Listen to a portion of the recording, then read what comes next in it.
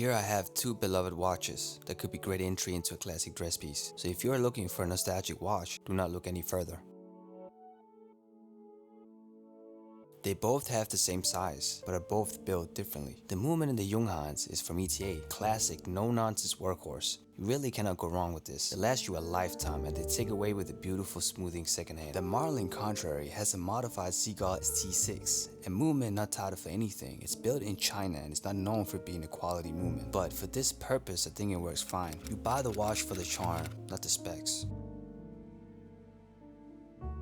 Both watches are crafted with a beautiful domed glass, which is one of the key elements of a vintage watch. Even Rolex subs utilized this back in the 60s. There is a sense of warm hue that lays over the glass, which is hard to replicate with a sapphire glass. The Junghans has a plexiglass, which is finessed beautifully over the dial, and it almost feels like it's made to perfection. It genuinely feels like it's the roof of the watch with a specific purpose. But there's a certain charm to the boxed glass on the Marlins. It's unpolished but still feels thought out and beautifully executed. And for some reason it has a true warm feeling, which the Junghans does not achieve in the same exact way. Maybe because the Marlin has acrylic crystal and the Junghans has plexi crystal. That might make a difference in terms of the softness and the warm hue that is created over the glass. The Marlin does not have a gold dial. It's a gold case and a silver dial, where the gold is slowly washed over the dial because of the reflection. The Marlin is a reiteration of the Marlins of the 1960s. The Junghans Max Bill, even though the design looks so modern, is also from the 1960s, which is surprising how Max Bill and the House of Junghans could be so forward-thinking. I think that the Marlin has a vintage aesthetic that is more prominent than the Junghans. The dial is more vibrant, and the silver tone with the beautiful lines and hues really push this out to be a super rich experience. The Junghans, I think, on the other hand, is more understated, minimalistic, and elegant, and genuinely could be used in any wardrobe situation.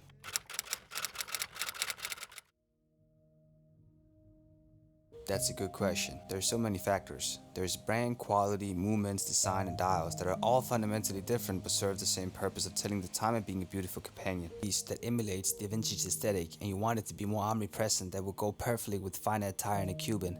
I think that the gold watch fits that bill more. The opulence of gold touted to be a wealth status symbol. There's nothing opulent about the materials of the watch, but the watch sure looks like it.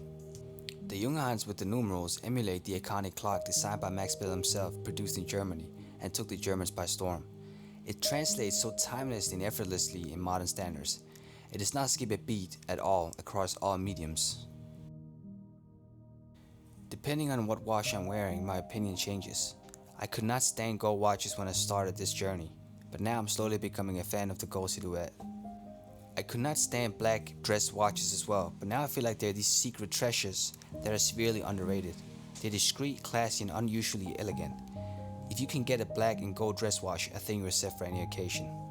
Gold watches seems to be the standard in the 1960s, and if you follow any historical series, you would notice the color scheme. Even the gold presidential was a preferred watch by many, even to this day, which you cannot necessarily say about black dress watches.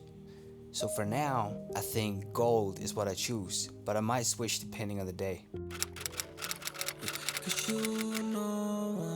Hopefully this helped you decide whether you wanted a black dress watch or you wanted a gold dress watch. I'm Universal Language. I have original songs and all sorts of content. Feel free to browse through my channel, subscribe, be well, and hope to see you all next time.